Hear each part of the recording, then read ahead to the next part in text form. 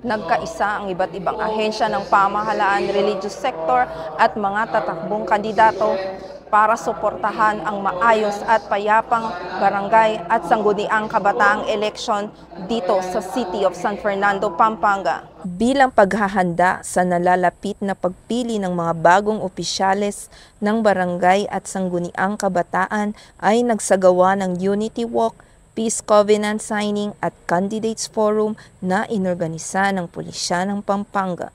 And to all the candidates, barangay, kagawad, SK kagawad, metong nga mo po nga sabi ko kaya kayo, balutan naman ng halalan, ng eleksyon, hanapin, impamang kandidato o impamang kampanya, sana dinantayang importansya. Yan po.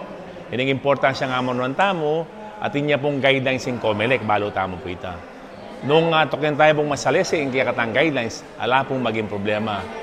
Yung peka-importante po ken, gawan tapong mayap at malinis yung kaya katamong pamangampanya. Nakiisa rito ang mga tauhan ng Department of Interior and Local Government, Commission on Elections, Local Government Unit, Pampanga PNP, Regional Police Community Affairs and Development Unit 3, mga miyembro ng religious sector at mga tatakbong kandidato. Nakiisa kami sa programa nitong Peace Covenant na kung saan ay napakahalaga at ito ang aming mitiin na maging mapayapa at lahat ng mga kandidato ay nasa kanilang puso at damdamin yaong paglilingkod sa ating mga barangay.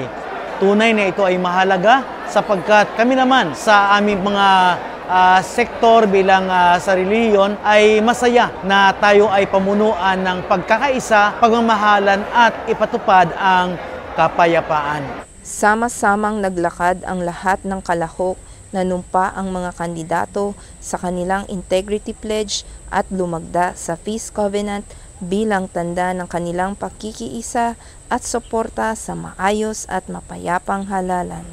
Asahan po ng ating mga Fernandinos ang patuloy na pagtutulungan ng Kapulisan, LGU at ng COMELEC upang mapanatili ang kaayusan at kapayapaan dito sa San Fernando ngayong barangay and SK election. Mula dito sa gitnang Luzon, ang iyong PNN correspondent, Police Corporal Cherimil Ibanyares, alagad ng batas, tagataguyod ng balitang pulis.